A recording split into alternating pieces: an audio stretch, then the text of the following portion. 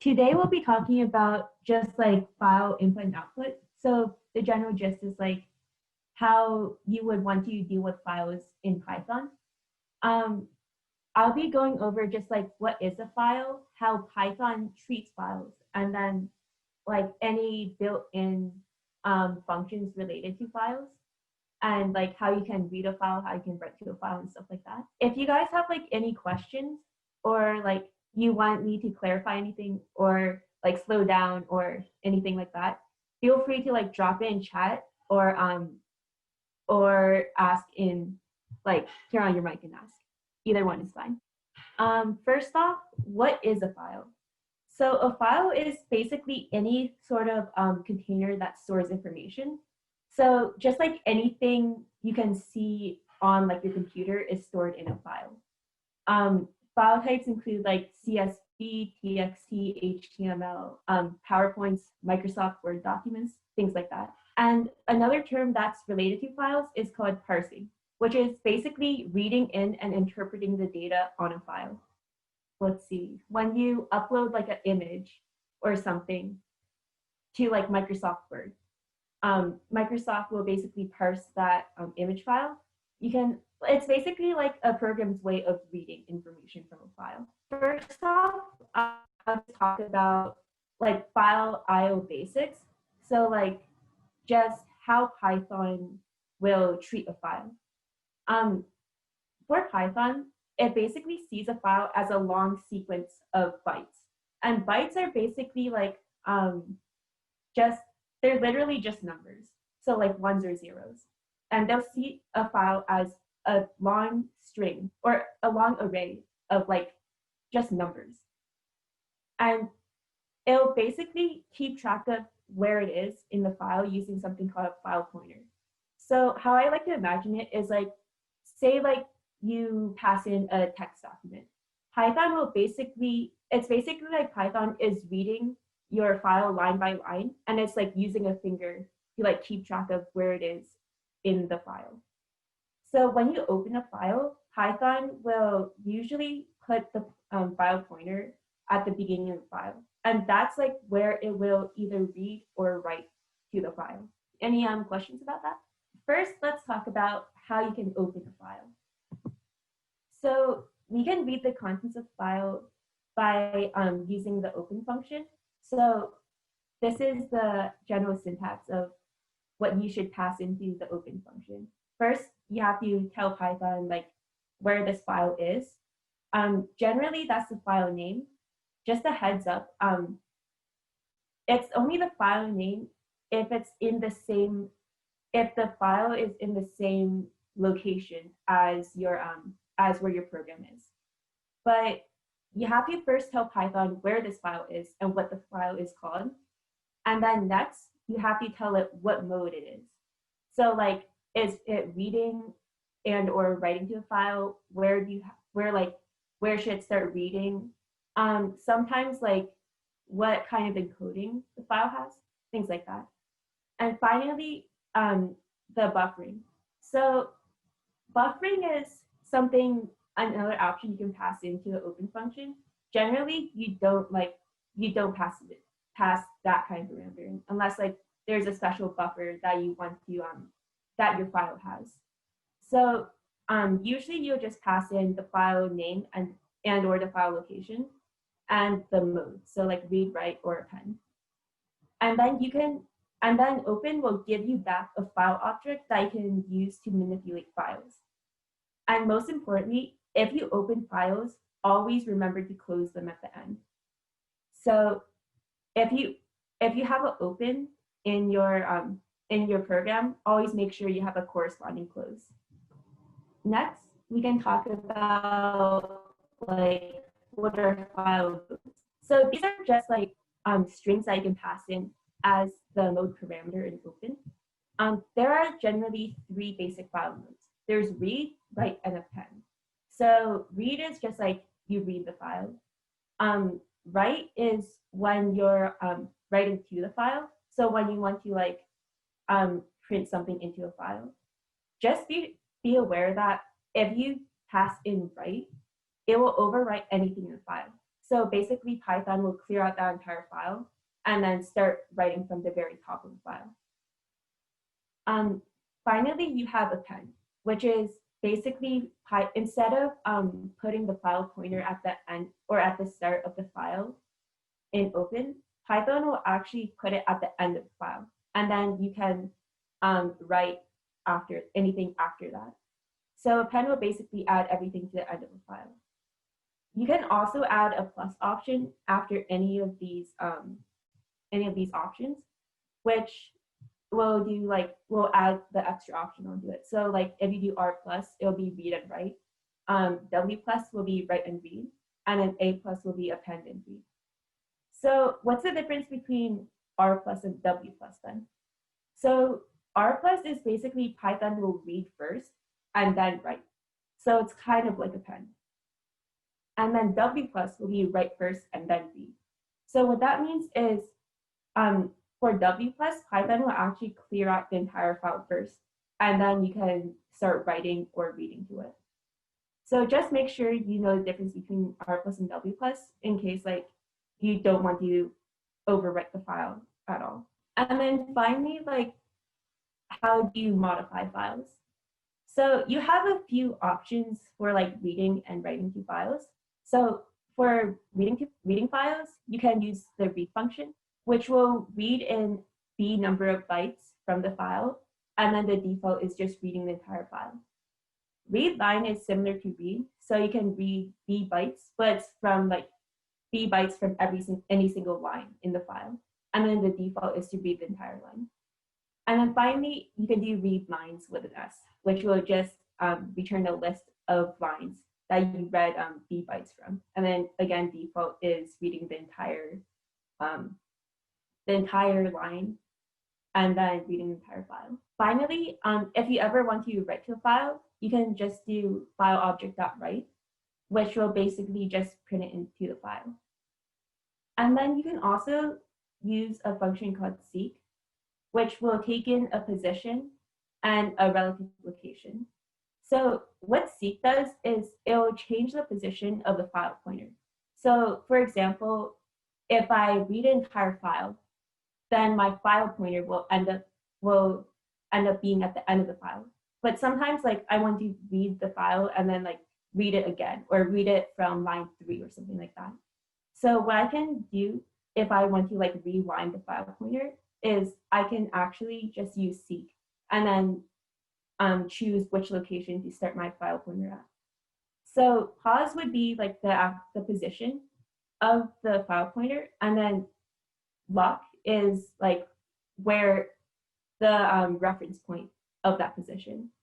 So usually like Python will reference the position of the file pointer based off of the beginning of the file. So like beginning of the file is like the 0th line, and then 0, 1, 2, 3 from the beginning of the file. But sometimes like I want to read the second to last, or I want to read the second line before my current position, something like that. Then you can pass in these different options, 1 or 2, which will base the position off of like the current location or the end of the file. So I know I just threw a lot of words at you. So first,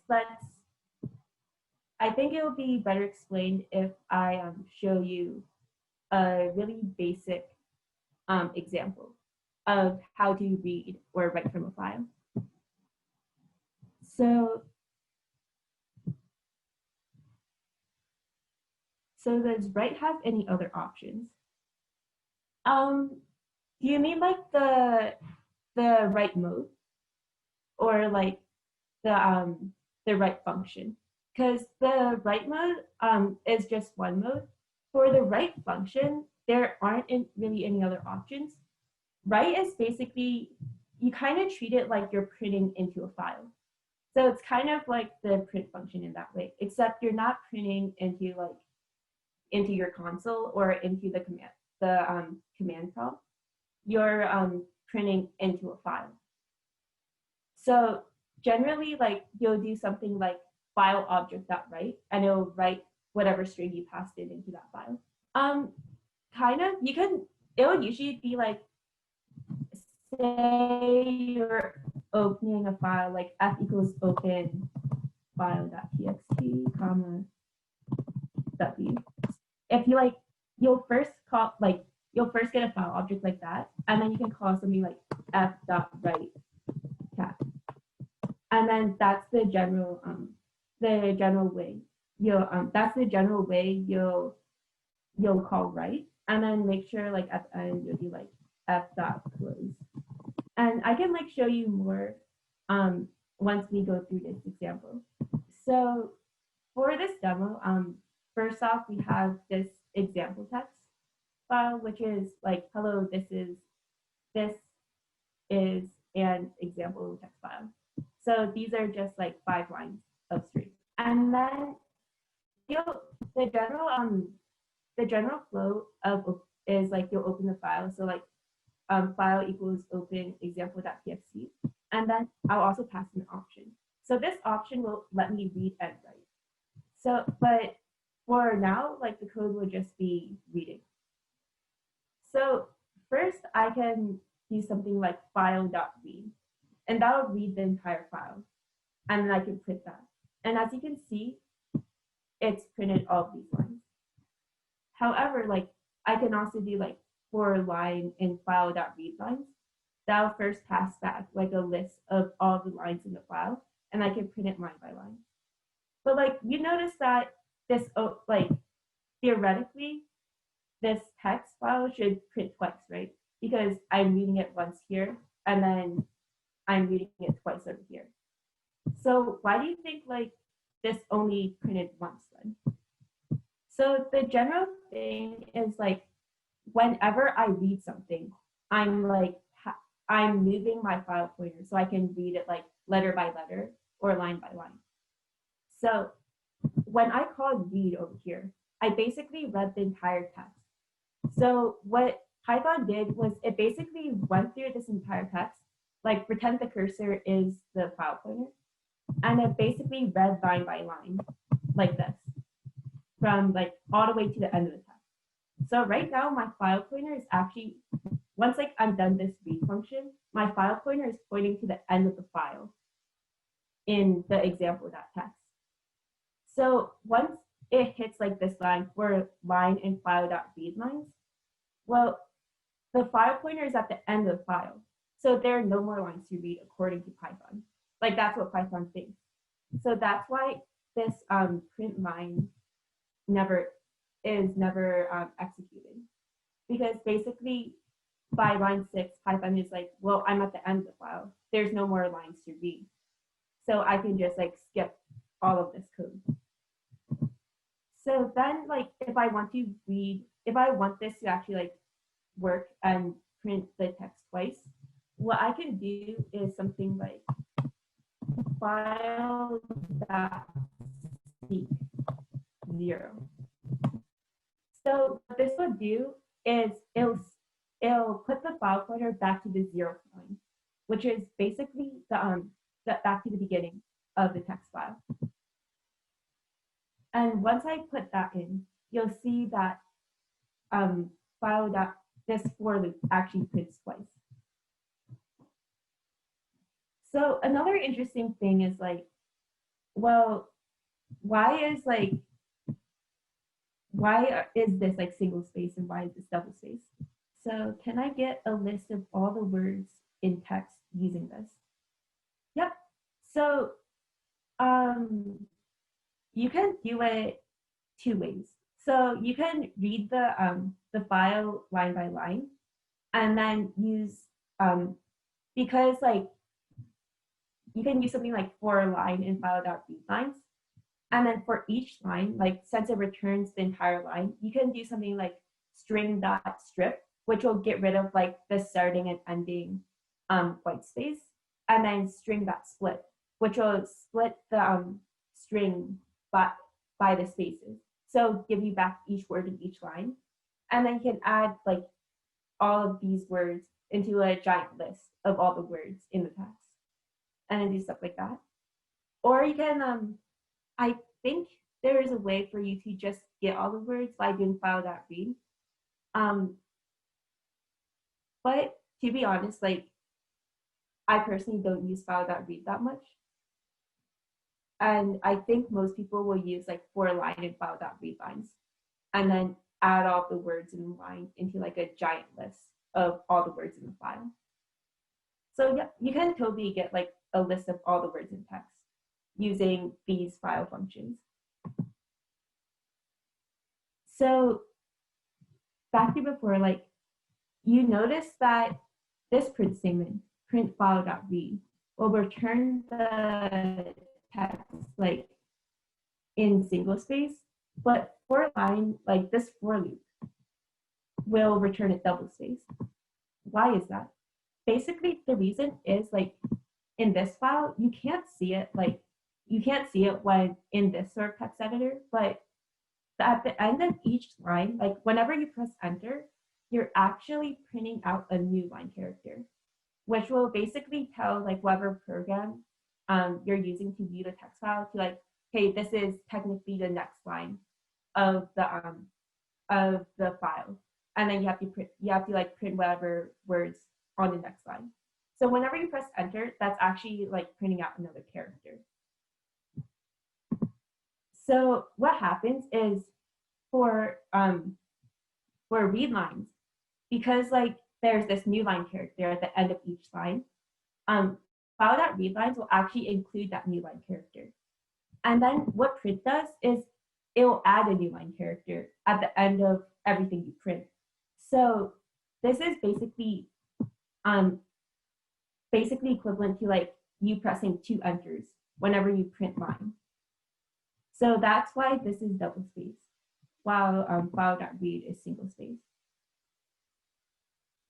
And what you can do to solve this is just like line.strip. And then that'll get rid of like all the extra white space in front of and behind of the like at the ends of the line. And that the white space includes like new line characters.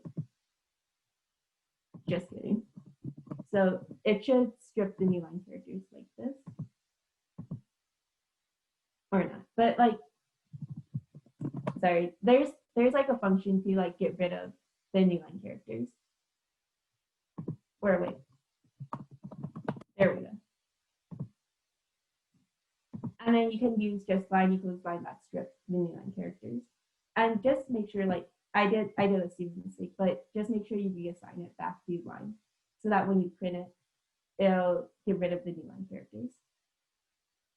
So you can like, this is how you can basically read lines, like read the file line by line.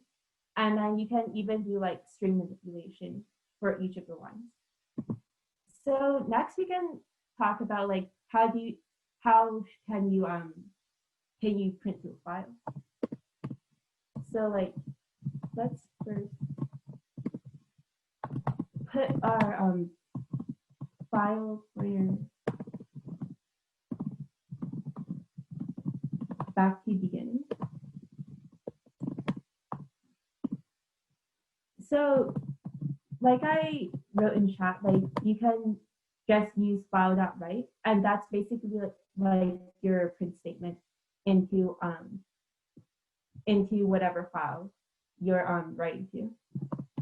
So I can do something like file.write cat, and as you can see, it printed out cat over here, and it basically overwrote like the first 3 letters of the file. So that's basically like how you can write to a file. Just be aware that like if you want to like write multiple lines to a file, always make sure you add a new line character at the end. So this is basically like you pressing enter on the keyboard. And if we run this, as you can see, it prints cat on a code. Isn't this like super dangerous? So like, yes and no. So you can certainly like, you can definitely mess things up. Like you can overwrite things by accident. Dangerous as in like, can you mess up like your, like any important files in your computer system?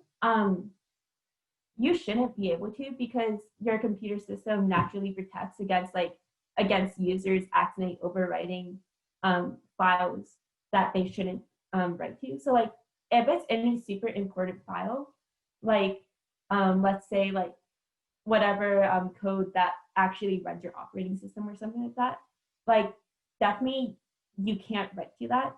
You like it's that would be like a read-only file.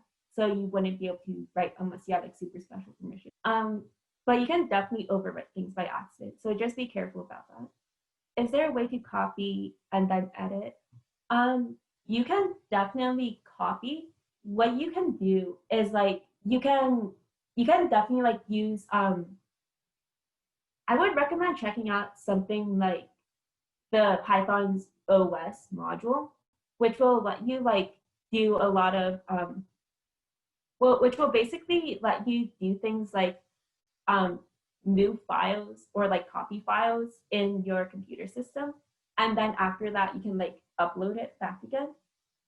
Get your file from like the computer system and like get the file name, then like change that file name to something like temp.txt and then write to that. And then after you write to that successfully, you can then like change that name again to like actual file name .txt.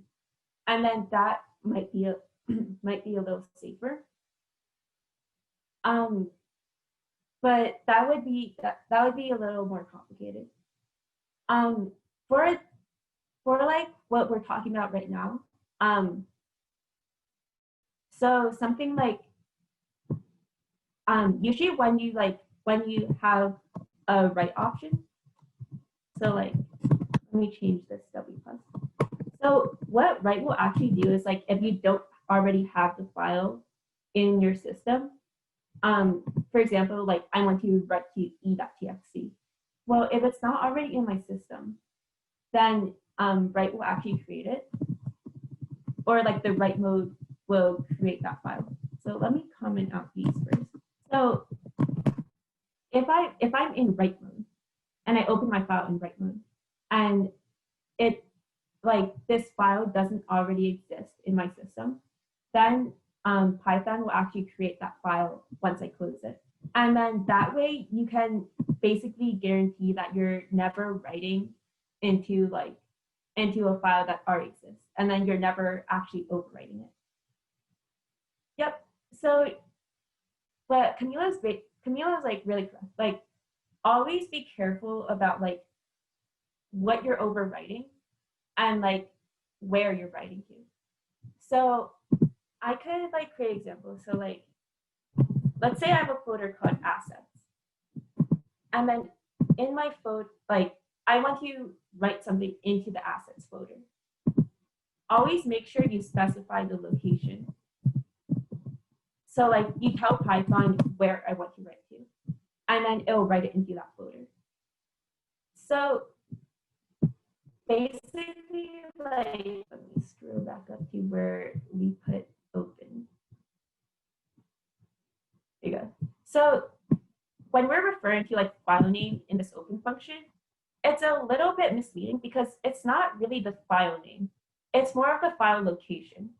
So you have to tell Python where exactly it is, because relative to your current location. So like wherever your program is located. So if I have like my program over here, which is located in say like the main folder, if I ever want to access a file that's in a different folder or in a different part of my computer, I have to tell Python where that location is relative to where my Python script is. And then, yeah, just like be aware of that too. Any other questions about like anything we've talked about with files so far? So next, we're gonna just be talking about CSV files. This is sort of optional, where so first off, like what are CSV files? CSV files are just comma separate, like CSV just stands for comma separated values. These are basically files that only have letters and numbers. So no like weird ASCII things, no like stars, dots, or slashes, stuff like that, just letters and numbers. And these are like all of these values are separated by commas. It's a very common way to store a lot of data. So let's say I have like, I'm studying the solar system or something, and I have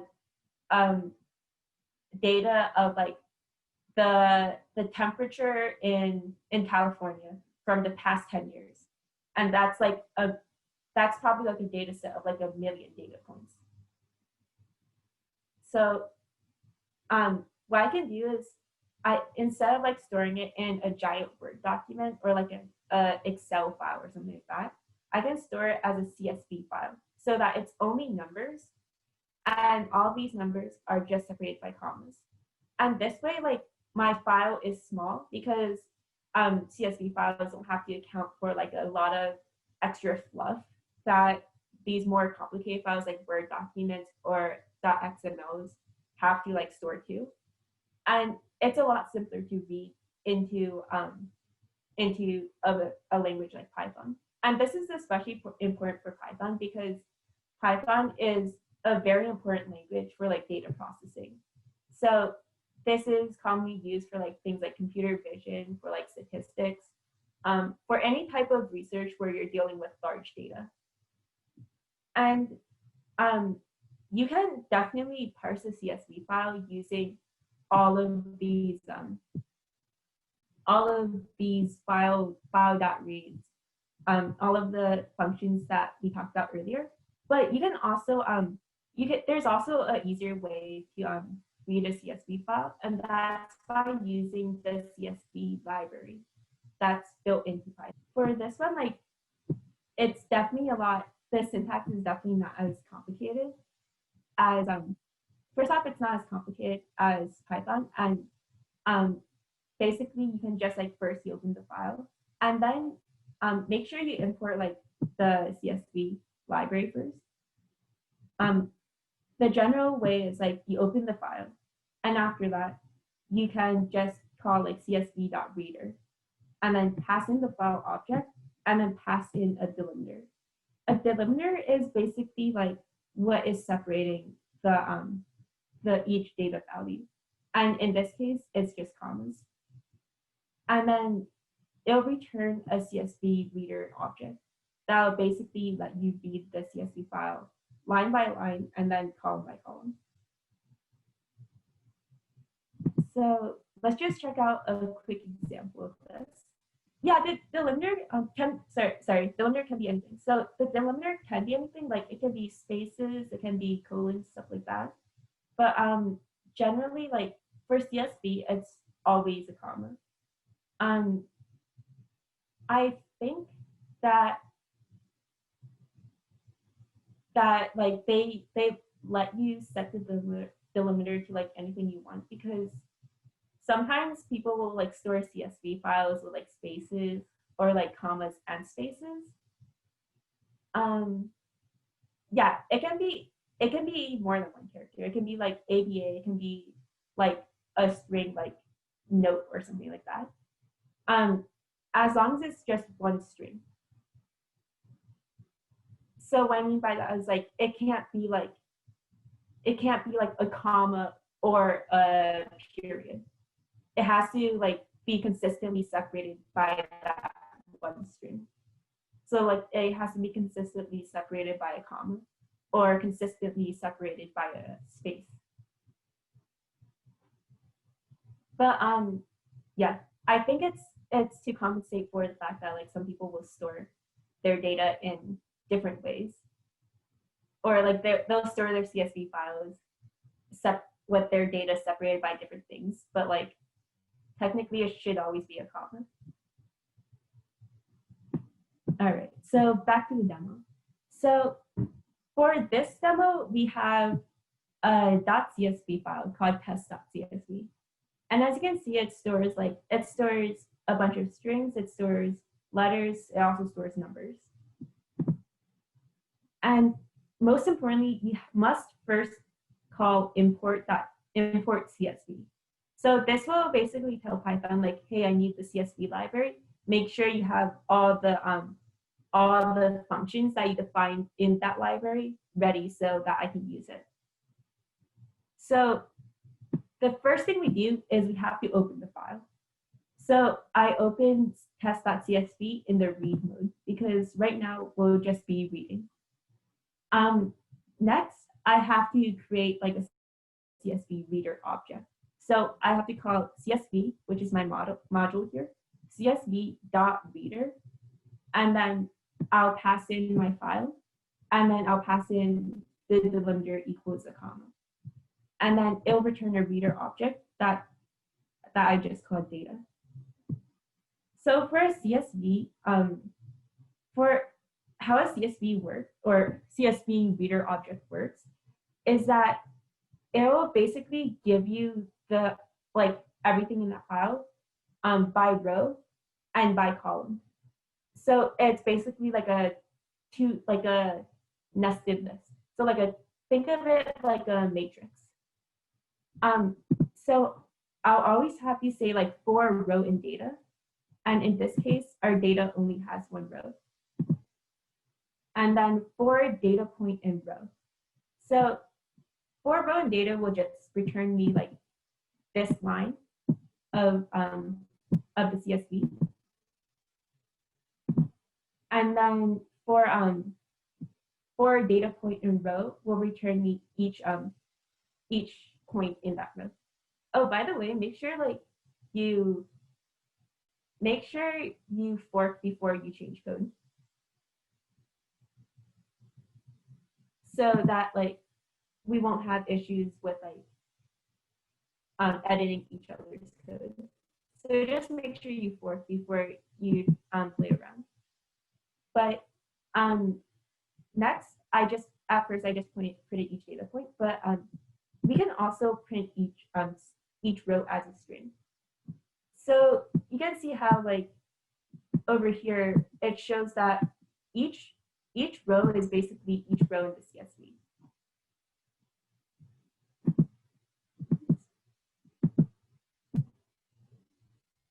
And there you go. Let me comment this out first so that we can see each data point.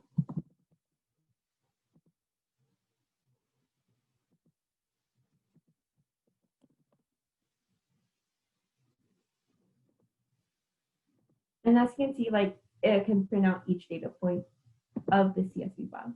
So this is just a way that if you have a CSV file, that you can relatively pretty easily just read each data point in that file without having to because if you use all of these general file methods, you'll run into it'll be a lot of extra code that you'll have to write just to read a bunch of data points from a very simple file.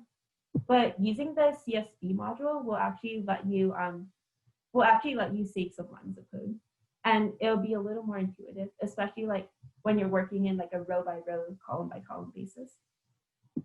Any questions about that?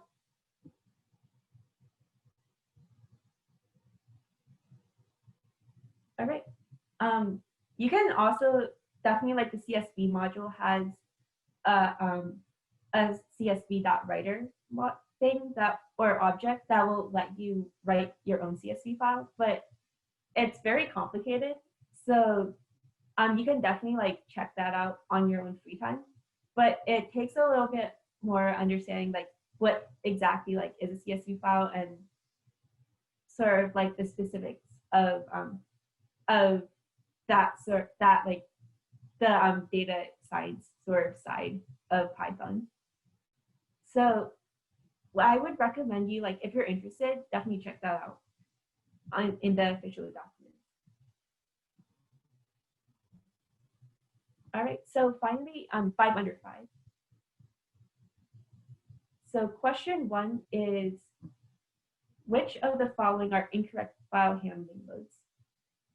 R, A+, C, W, T+, or W-. And just a hint, there are more than one correct answers. And I'll give you a couple of minutes to to think about it, and you can drop your answers in chat. Yep, C is one of the incorrect ones. Yep.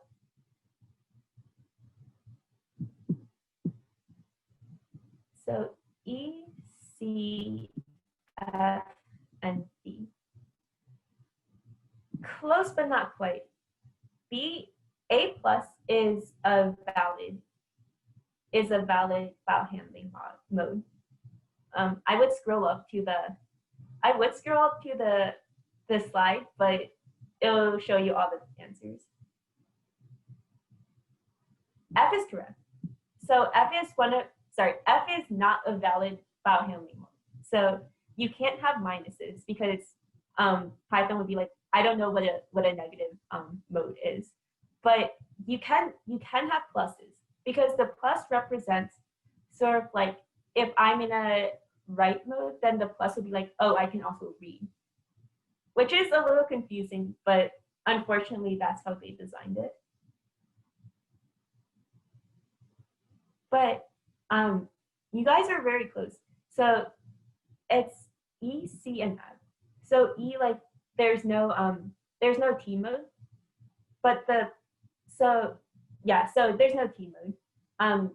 C, there's no C mode, and then option F, you can't have a minus. So the W is correct, but the minus isn't. And if you guys are familiar with things like encoding, you can also have a B mode, which is a little confusing, but it's basically like usually I want to say most files are encoded in like UTF or something. So if you're familiar with like how files are encoded, there's like a bunch of ways to encode files. It's different between like Linux and Windows, but generally like most files are encoded one way, but there are some files that are encoded in binary.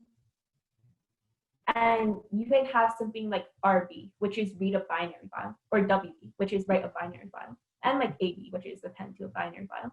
So you can definitely have that, and then like you can also tack on a plus at the end. And that's just a fun fact, but we didn't include the binary because like in the slides, just because it will be a little confusing if you don't understand like the different sort of ways to encode a file. All right, so question 2, what's the output of this code? So this isn't related to, this is more related to the lesson before Halloween. So we have code we have A equals 100, and then we define a function foo, and where we define A equals 10. And then after that, when I print A, what will I get back? You will get like the value of A. So like, what's the value of A? Correct. It'll be 100. So why is that? So over here, we have the global variable A. Not exactly. Yeah, so, or you're on the right track, but technically it's, yeah, I can explain it first. So like you have over here, you're defining a global variable A. However, inside of foo, you're actually defining a local variable called A. So these two A's are in different scopes. So they're technically different variables. Remember that if I want to refer to a global variable inside of a different scope, a non-global scope, I have to use the global keyword. So if I define I could have redefined foo as like, as something like global A, pretend that there are tabs in front of this, and then A equals 10. Then that would, and then I called foo outside. So if I did something like print foo, then that would have actually redefined A as 10. But because like, so Camilo is partially correct that like, that first off, I didn't call foo. But even if I did call foo, like this definition of foo, and I printed A at the end, it would still print 100 because this a inside of the foo is actually a local variable. So once I exit foo, this a equals 10 inside of foo will actually be destroyed. And then Python will actually refer back to this global variable a. So does a outside of the function have a different reference than the a inside the function? Yes, technically. So like, let me see if there's a, sorry, it might be easier if I draw it out. Let's see, we have paper. So first off, like once I hit can everyone see my little notepad? So when I hit like a equals 100, I have a global function or a global variable that will basically assign a to 100. Wait, Jessica, I don't think we could see your oh man. I think it's because of your virtual background though. Let me see. Okay, let me try this annotate thing then. So like, you guys can see me drawing on the screen, right? Yeah. Sweet. So over here, like what Python would do is it'll have basically like a little list tracking like the variable names and mapping them to like the variable values. So over here, this little list will have like a equals 100. Sorry about the messy handwriting. But let's pretend that says 100. Then once it enters inside of the scope, it'll actually create like a little, we'll call it like an inside list of like a local scope. So like this, like where I'm like drawing this X, this big list will be like all the global references. So like this a equals 100. But inside of this little box that I drew, that's actually where Python will be putting this a and the 10. So inside this little box, it'll be assigning the local variable a to the value 10. However, once it exits that method, once it exits foo, what happens is that this local list will be destroyed. So then once I'm back at print a over here, like at the very end. So once I'm back at this print a over here, it'll actually be referring back to the original list because this little global, like this tiny local list of variable names and values will be destroyed. So this a equals 10 will be destroyed at the very end. Does that make sense? So like, you're right that technically the a outside the function will have a different reference from the a inside the function. In very basic terms, it's just that they're in different reference lists, and the reference list that this a was put inside of the foo method would have been destroyed once it exits that scope. I'm going to say yes. I'm honestly not too sure because Python does a lot of like memory shenanigans. So I can't say for sure that like that's exactly how Python works. But in general, like on a very basic level, yeah, those are two different references. I can't even say like they're actually references because like Python, I believe like the integers count as Python primitives. So like they're actually just stored like that. But they're not like, usually when you like refer to references in programming, you're referring to like a is pointing to like a different address, or like a is storing an address to like a different object. But technically, yeah, they're in two different places in memory because they're storing two different values. So I would give that a tentative yes.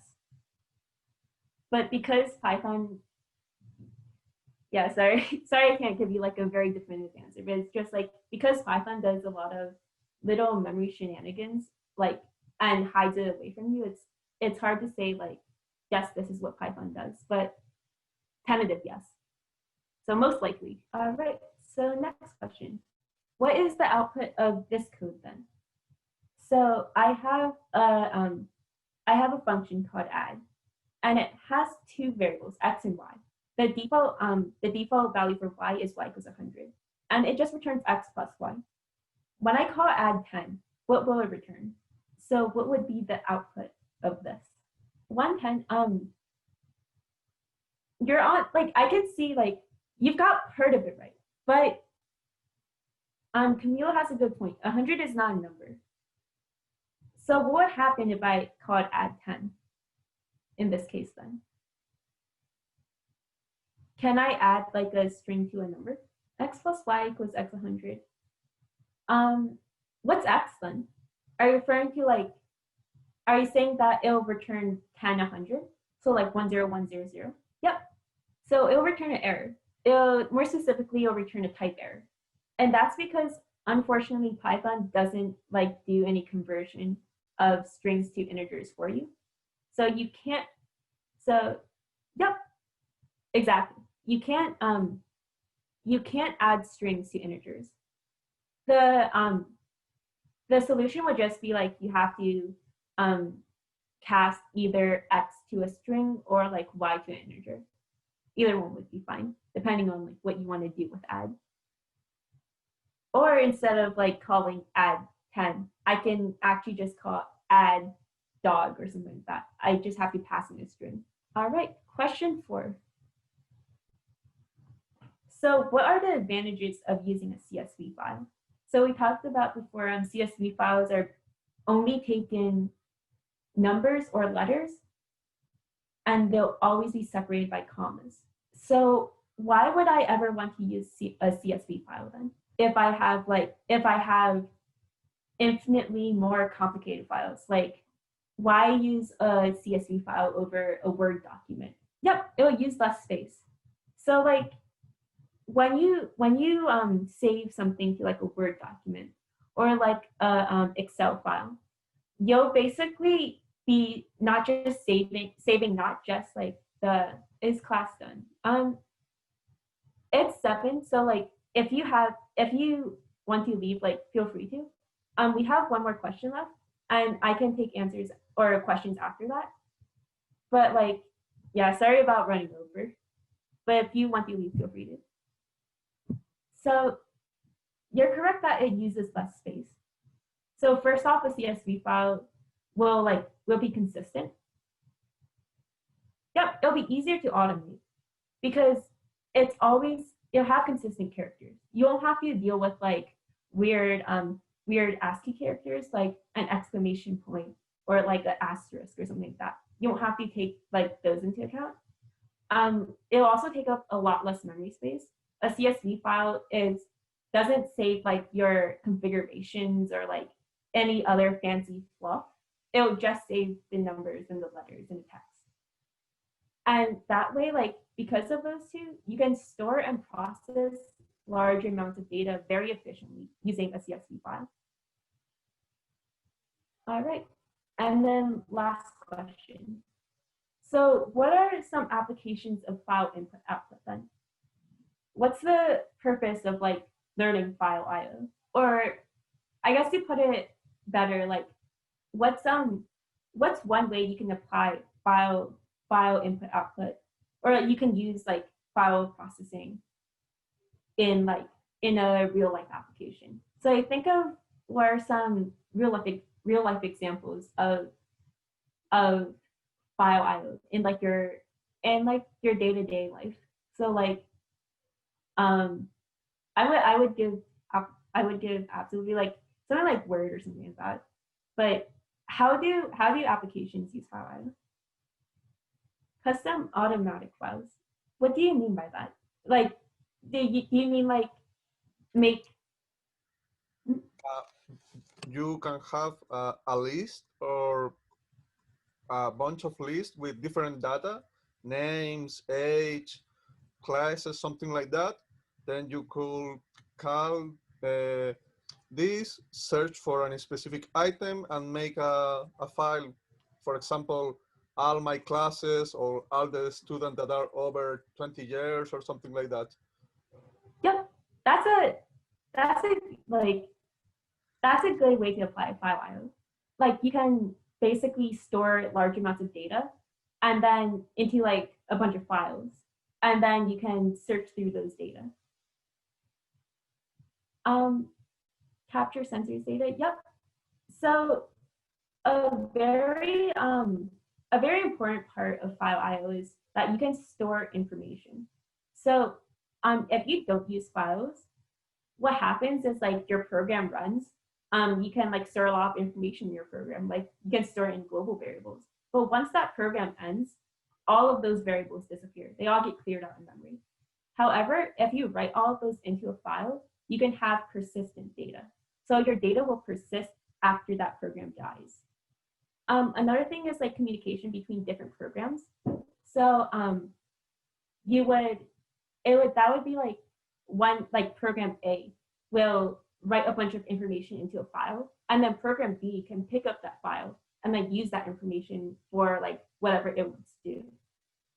A very common application of files, like file input output, is actually like customization. So like, you know how yeah, it's pretty amazing. But you know how like in say like Word or even like when you're setting up your operating system, you can like choose different preferences. Like I want my night mode to turn on at like 6 p.m. or I want my background to be blue, or I want Word to like every time I press like Control D, I want Word to do something. Those are actually all stored in a file. And each time like you open up Word, it'll read that customization file, that configuration file. And it will be like, oh, so this is like what the user wants. And then it'll be able to like apply that to the program. So those are like, that's a very common thing for that you want to like do file IO for. Yep. Any questions about like file IO? Yep. And these are the different further readings that I would highly recommend you check out the Python CSV official documentation. And like these first two links are just like more explanations about like file input output. And I'll actually upload the PowerPoint in case you guys want to check out the demo links or like check out the other slides. Yep, so that's the end of the lesson. Thank you so much for coming to today's lesson.